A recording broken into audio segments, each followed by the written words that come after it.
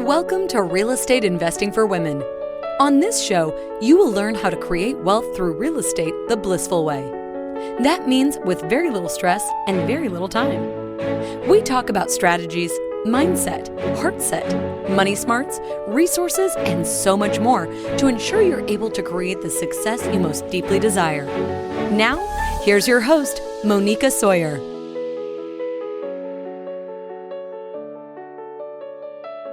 Today, I am so excited to welcome back to the show, Mark Willis. Ladies, you have heard from Mark several times on this show. We've even had webinars with him, but he shot me an email and said, I've got this new strategy. It's called BBD. And I'm not going to tell you what that is, but I was so excited. He'll tell you what it is. I'm so excited to share this strategy with you and include you in this conversation. So before we move forward with BBD, let me reintroduce Mark for those of you who have not met him yet. Mark Willis, CFP, is a man on a mission to help you think differently about your money, your economy, and your future. Mark is a certified financial planner, a 3-time #1 bestselling author, and the owner of Lake Growth Financial Services, a financial firm in Chicago, Illinois. As co-host of the Not Your Average Financial podcast, which I've been on, he shares some of his strategies for investing in real estate, paying for college without going broke, and creating an income in retirement that you will not outlive. Mark works with people who want to grow their wealth in ways that are safe and predictable to become their own source of financing and create tax-free income in retirement. That's all very exciting. No wonder I always want to have Mark on the show. Hey, hey, Mark, welcome back to the show. Thanks, Moneeka. Thanks for having me. And I'm excited to see what we do here together. It's always fun to see what sort of magic we can create together. Yeah, it always is magic. So we were having a conversation just before in the green room, sort of about this idea of the new year, right? And you had a question for me. Could you remind me what that was? Well, I had been listening to your show, like all smart real estate investors should be listening to your show. And one of your recent episodes at the very start of the year, the very first day of 2022, you brought up a theme or a inspiration toward this current year that we're living in, and that there was a theme of really matching the masculine and the feminine together. Mm-hmm. Maybe you can speak more eloquently about this than I could. Yeah. So 2022 is a year 6. And so I actually studied numerology many years ago, ladies. I don't know if you know that about me. It's a very Indian thing to study numerology. It's kind of where it came from, right? Originally. So anyway, so the 6 stands for balance, and specifically the balance between the masculine and the feminine. And so on a year 6, what really happens is this energy of melding the masculine with the feminine really comes into the energy space of the planet. And so what's so fun about that is because our world has been so masculinely dominated, even as women, we feel we need to do business as men. This is a year where that balance happens both for the men or the women if we're able to focus on it. So it's easier to bring that closer.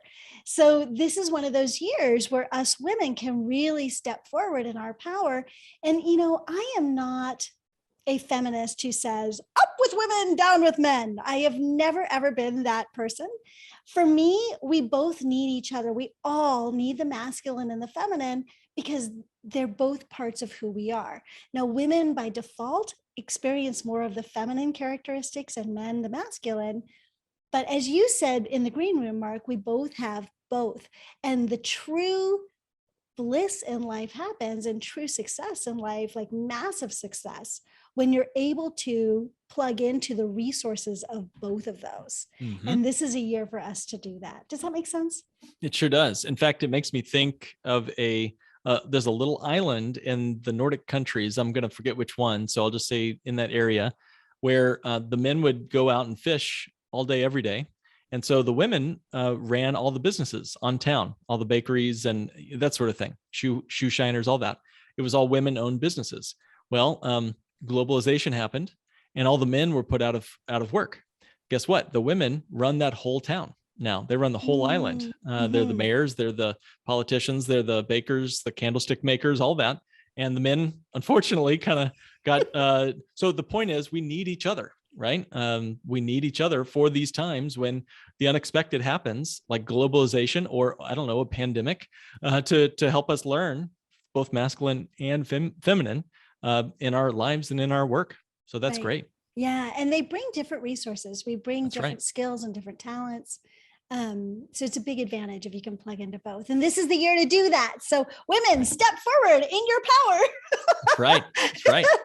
Claim the feminine along with your masculine. So that's awesome. Thank you so much for asking that question.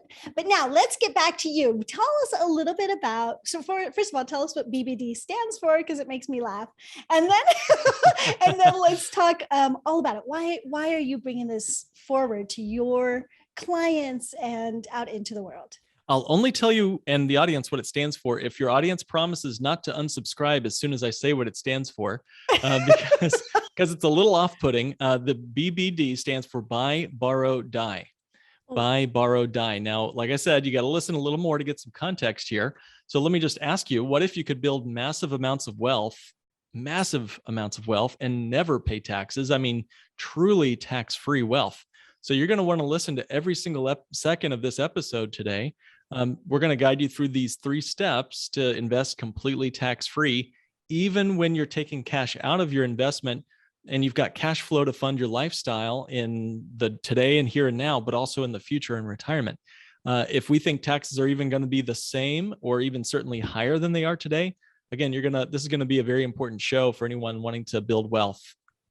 Perfect. So let's dig in. So Mark and I we're friends now, right? We've been working with each other for a long time. So of course we spent all this time in the green room, and then he suddenly told me, oh, I got to be gone at this time. And I was like, oh, so we got to go fast. So, Yep. So I'm going to let you just kind of jump in there. And I'll ask questions as I go along the way, but why don't you take it away so that my ladies get all the information that they deserve on this one? Well, thank you, Moneeka. And you've done such a great job with your podcast. And so I will get right to things here. Guys, a few months ago, ProPublica, which is an investigative newsroom, obtained a vast trove of IRS tax data on the wealthiest Americans. It covered more than 15 years. So this data dump, or leak, whatever you want to call it, provides a really interesting look into the true nature of how America's titans, Warren Buffett, Bill Gates, Rupert Murdoch, Mark Zuckerberg, Elon Musk, just to name a few, how they not just their income number, which is astounding, but also how they avoid legally any taxes on their investments, their stock trades, their gambling winnings, all this. In 2007, Jeff Bezos didn't pay a penny in federal income tax. He did again in 2011. In 2018, Elon Musk also paid no income taxes. Michael Bloomberg did it recently in the last few years as well. So these are legal and perfectly legitimate ways to perfectly legally avoid, not evade. That's a clear distinction there, Moneeka, but avoid paying taxes. And there's ways to do it that are well known and established in fundamental parts of the IRC, the Internal Revenue Code.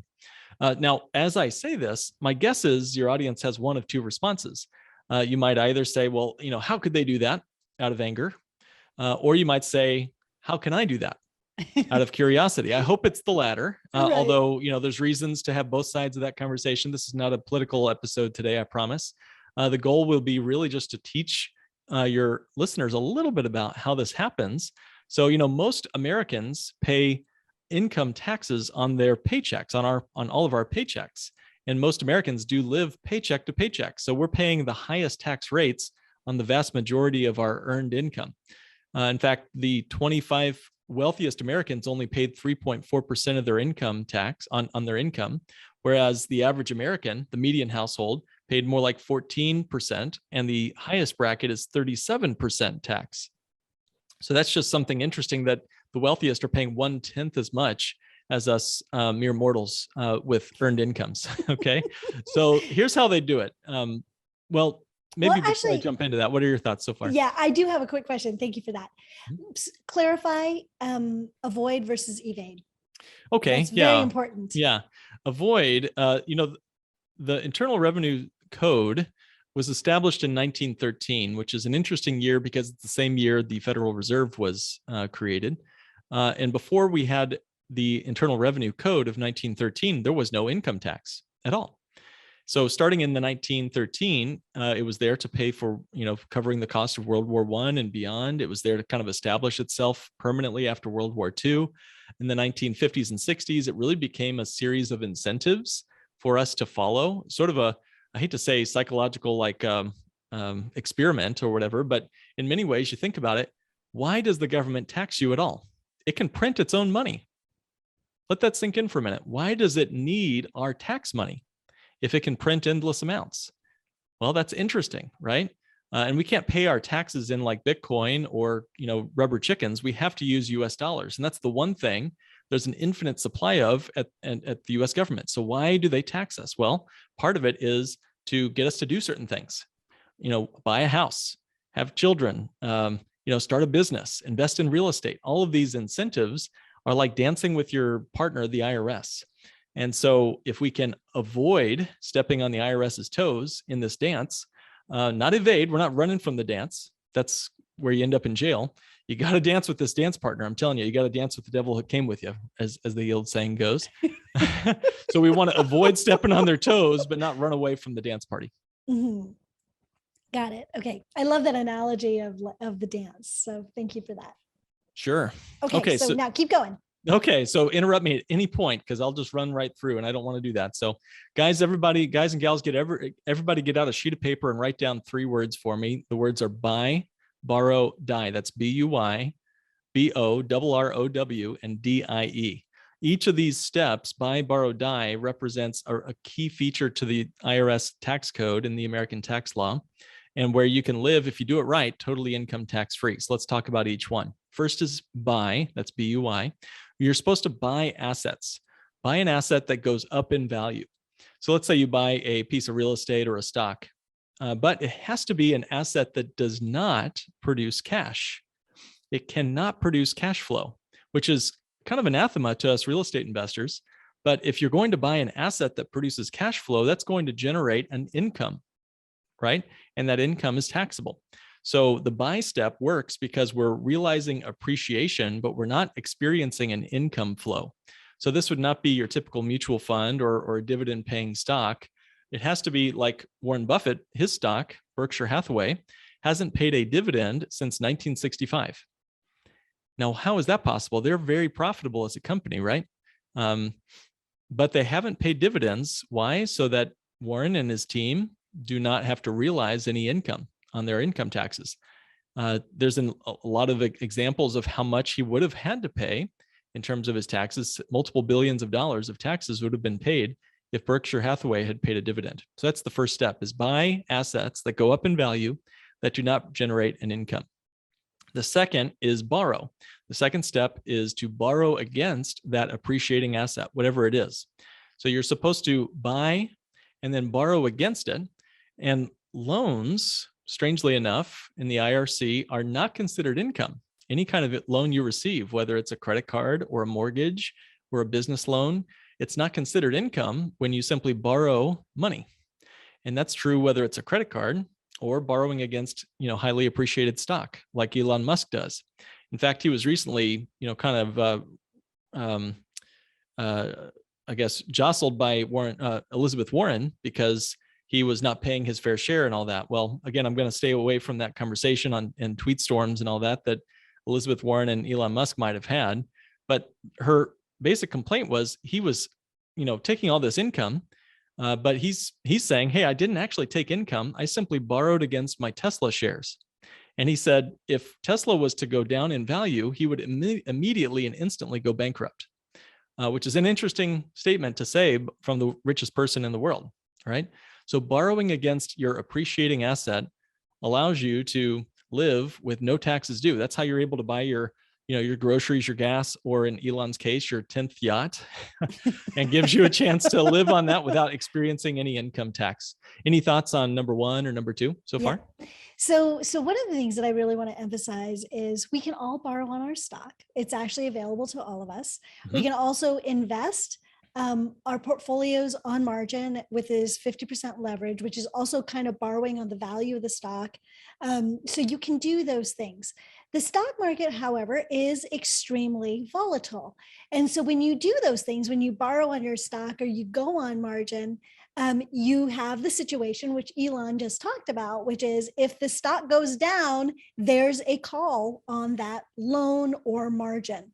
And so you can, and this is actually what happened, I believe it was 2001, so many people had so much stock that they had gone from the boom, right? And they had all these options. And now those options, they had exercised them, but their value was down. So the brokerage firms called them on it because they were out of money. Right. Mm-hmm. Yep. And so now all these people had to sell their homes, go in foreclosure, file bankruptcy. That's actually what happened in that part of the financial crisis back then. So when you're looking at stock, you have this volatility that you have to deal with. That's why I love real estate, because real estate, first of all, your leverage is it's 1/5. So you've got 5 times the leverage rather than double, and you cannot get called on. Banks do not want to own real estate. So if the market plummets like it did in 2007, 8, and 9, the banks are not going to call out those loans. That's a situation where if you can manage to continue to pay your mortgage and you're in a good market and the market is going to rise so that your property values will recover, it's a situation where you can stay in, you never get called, and you never go bankrupt or lose your shirt, because you've taken money on a hard asset. You've taken a loan on a hard asset. And then that hard asset stays a hard asset. They're not going to call your loan on it unless you stop paying. Mm-hmm. Right. So that's a big difference on what kinds of loans you're taking. And there's many other kinds of loans. Those are just 2 examples that Mark gave. And I just wanted to highlight the differences there and why I love real estate for this sort of thing. Well, that's so true. And again, not to point out political figures, but Donald Trump is a great example of doing exactly this, regardless of his politics. That's one wealthy guy, or it claims to be anyway. And he used it off the back of real estate and borrows against it for his lifestyle needs and otherwise. So it's not like he's, flipping burgers at McDonald's or something like that to make his income. So you're exactly right. And the other piece to that puzzle, Moneeka, is no income tax is due when you borrow that money. So let's say you earned $1 at your day job flipping burgers. You might end up with 70 cents when you walk home that afternoon. Due to the taxes due on that $1 that you earned, right? Mm-hmm. But when you borrow $1, you get 100 cents, and you can use that for additional investing or, buying your groceries or your yachts or whatever you might want to do with your money. And so there's a efficiency standard there when you say borrowing against an asset versus paying or earning income to do it. So, but you bring up a great point that there is an inherent risk, and even the wealthy understand this. Right? They understand that they could possibly go belly up. In fact, you think about Mark Zuckerberg, who had to buy into this strategy. In fact, he had to pay billions of dollars in, let's see, what year was it? 2013. He paid between $1 and $2 billion of taxes in that year alone to buy his ticket. So to get on this buy, borrow, die train, you have to buy your ticket. That's another key element to this BBD strategy. You got to make sure you're, getting on the train. And once you're on the train and you've paid your dues, so to speak, to society or whatever with these massive tax bills, you now have this highly appreciating asset that's growing in value. Now, whatever happens to Facebook stock, I don't know, or Meta stock, whatever they want us to call it now, it will continue to go up and down. And he's got that risk where it might plummet. There's nothing guaranteed about Facebook or Metaverse stock, right? And in the meantime, borrowing against that asset is a tax-free way to do it. Now, I truly think that even if he was to pass away, which I don't want to give away the farm here for letter D, but if he was to pass away, he can give that highly appreciated asset to his children, and then the game continues. So once one person, the grandpa, does this, the kids and grandkids get to stay on that train as long as they're able to keep that wealth and not sell those stocks. So there's a couple of things that come up for me on this. The first thing is I have never recommended borrowing to live your lifestyle. Right. Mm-hmm. Right. So I'd love to address that if we've got the time. And then the other thing is part of ladies, just to understand, you might be thinking, well, it's appreciating. Eventually you have to pay capital gains on that. That's where the die piece comes in, mm-hmm. because the tax laws now are very favorable where your basis goes up to the time to when that person died. So your taxes get completely eliminated from that appreciation. But we'll get into that a little bit more extra, because we want to talk about the die piece. We're not going to die. We are going to talk about the morbid subject of dying. That's right. But to give you clarity more on how this whole thing can work. But can you address the whole thing about borrowing for consumer, for lifestyle stuff, right? Well, certainly, yes. And I'm playing a little bit of devil's advocate here, because I don't actually recommend that your average Jane or average Joe does exactly what we're talking about, borrowing against your stock account, for example, or borrowing heavily for consumer purchases, for example. I totally agree with you, Moneeka. In fact, I specifically specialize in an asset class that has no risk for loss. It actually builds and grows on a guaranteed basis every single day, every single year. The asset of whole life insurance grows on a guaranteed basis every single year, and there's nothing that we can do to really stop it. In times of good, in times of bad, the market crashes, the market's booming. The whole life insurance policy, it's a cash value whole life insurance policy of all things in the financial universe. It grows on a guaranteed basis. And interestingly enough, the cash value does not automatically spin off income. So it meets that criteria of not churning out an income. And you can borrow against the life insurance cash value. And when you borrow against the life insurance cash value, it continues to grow. So the life insurance cash value will continuously compound and grow uninterrupted, kind of like a house, but guaranteed. Okay. So if I've got a house worth 500 grand, let's say, and I use a HELOC on my house to go invest in another real estate deal, sometimes people do that. I'm not saying it's a good idea or not for all people, certainly not, but sometimes it works. Now your money's doing two things at once there. Your house is still growing as if there was no HELOC, right? Zillow doesn't care if we have a HELOC or not, but we also use the HELOC money to go buy this other real estate deal. What could possibly go wrong? See reference 2008, right? So again, as long as you can hold it, you're okay. That's right. That's right. As long as you can hold it and pay those HELOC fees and everything, you're okay. That's right. Okay, great. With a whole life policy, the risk of going underwater with a whole life policy is zero. There's no way to go underwater with a life insurance policy because it continuously compounds.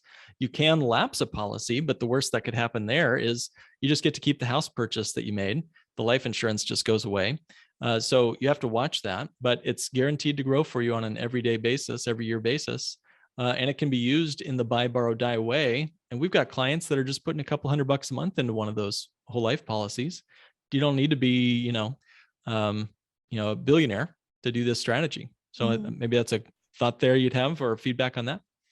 Yeah. So I love that. I love that you brought that back in.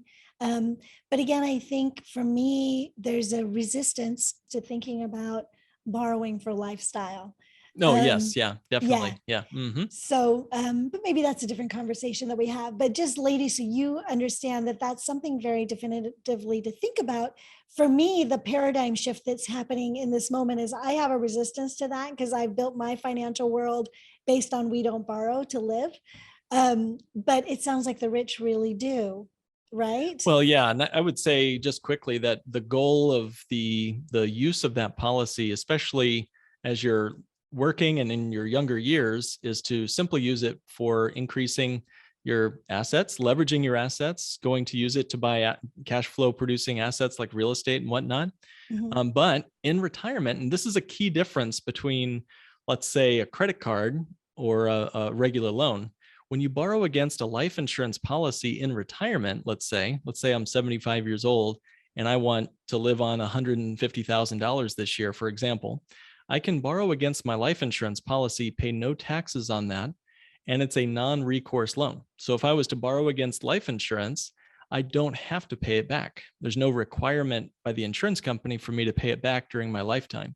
If I take that loan to my grave, my death benefit is simply just reduced by whatever I've borrowed against the policy. So quick number, then I'll hush for a minute. Let's say I've got a $5 million death benefit. Okay, $5 million. And I borrow $10 million over 10 years, let's say, $1 million a year, tax-free, and I die, pass away and die. My family would still get, what's the math there? 5 million minus 1 million. I'd still leave my family $4 million income tax-free. even though I had borrowed against those policies for that policy cash value for all those years, there's no taxes due on that money when I simply pass away. I could use that to invest in real estate, but I could just as easily use it for the grandkids or groceries or whatever I might need. So I wouldn't recommend that when I'm 35 or 45 though. Right. So it's a $5 million cash benefit, and you take $1 million for 10 years. So that's 10 million. Yeah, I guess I did my math too quickly there. Yeah. So there's a $5 million death benefit. Let's say I took $1 million over 10 years. So that's $100,000 a year, I guess. And you spend that money over the 10-year period, you pass away. 5 million minus 1 million is $4 million tax-free. Got it. Okay. Perfect. That makes a lot more sense. Doing math on a podcast, it's harder than it looks. Let me tell you. I messed up so many times. Oh yeah. So I totally get it. Okay, perfect. Good. So we've got buy and borrow, which we covered in the first part of the show. And I want to make sure that we can actually get to extra. So we're out of time a little bit, but is there anything you want to add regarding buy and borrow before we move to, I've got a couple of things that I want to share with the audience about you, and then we'll move to extra. Sure. Yeah. No, I think the best thing we can say here is find assets that grow on a predictable schedule, real estate, whole life insurance. They have more wealth created. And I would say the fundamental underlying idea between real estate and whole life insurance is they are both contracts. If you think about it, the real power of the real estate deal is the contract. The real power of whole life insurance is the contract. And that's where real wealth is built, not paper wealth like Wall Street. And so that's where I particularly, and from a philosophical standpoint, love to build real wealth is on the contract, not on just paper up and down of Wall Street. Got it. Okay. So ladies, Mark is obviously this huge resource of information. If you would like to chat with him, he loves chatting with you ladies. I know many of you have already called him. But for those of you that have not and would like to get in touch with him, just go to blissfulinvestor.com/Mark. So it's blissfulinvestor.com/Mark, and it's Mark with a K. Yep. So you can go do that. And that's his personal calendar. So you actually get on the schedule to chat with him. Also, Mark and I am so excited about this whole concept. Obviously, you know what? We just touched the tip of the iceberg here. There's so much information. I don't even feel complete with this conversation. And so, and Mark kind of warned me that was it's a really, really big topic. So we've decided that in order to go deeper and really answer the questions and really understand this, we're going to be doing a webinar. And so that webinar is going to be on February 3rd, which is a Thursday, from 1 to 2:30 Pacific time. So February 3rd, which is a Thursday, from 1 to 2:30 Pacific time. And to sign up for that, go to blissfulinvestor.com/Mark with a K webinar. So Mark webinar, blissfulinvestor.com/Mark webinar. And that's Thursday, February 3rd from 1 to 2:30. And we'll be talking much more in depth about the BBD strategy.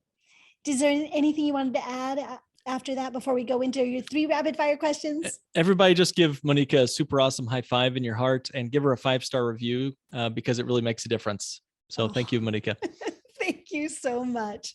Okay, Mark, are you ready for our 3 rapid fire questions? Let's do it. Okay. So Mark, tell us one super tip on getting started investing in real estate. Yeah. I think it's about scaling up. So here's a simple thing to do. Find your bank account balance, print it out or whatever, and then draw 2 zeros at the end just to see how it feels. Woo! I love that. I love that. And then give us a strategy on being successful in real estate investing. Pick one area and make it your niche. Listen to Moneeka, listen to one or two. Don't listen to 10,000 gurus. Make it one person that you know is doing it for real and chase after it with all your heart. I love that. And then what is one daily practice you do, Mark, that contributes to your personal success? I think, just starting with an affirmation that says something against what the world would want you to believe about yourself or the world itself, something that is true and good and focuses on the positive. I love that. Ladies, thank you so much for joining Mark and I for this portion of this show. We've got more in extra. We're going to be talking about the D portion of BBD. And it's a little bit morbid, but it's such an interesting conversation because you need to know what happens as you move forward, building all this wealth, right? So we're going to be talking about the die portion in extra. So stay tuned if you're subscribed. If not, go to realestateinvestingforwomenextra.com and you can sign up there. And remember, we've got a webinar. Go to blissfulinvestor.com/Mark webinar, sign up for that. And if you want to talk to Mark specifically about your own strategy, go to blissfulinvestor.com/Mark. All righty. Thank you again for joining us. And I will look forward to seeing you next time. And until then, remember, goals without action are just dreams. So get out there, take action, and create the life your heart deeply desires. I'll see you soon. Bye. I hope you enjoyed today's show. If you'd like to find out more about how to become a blissful millionaire, go to blissfulinvestor.com. See you next time.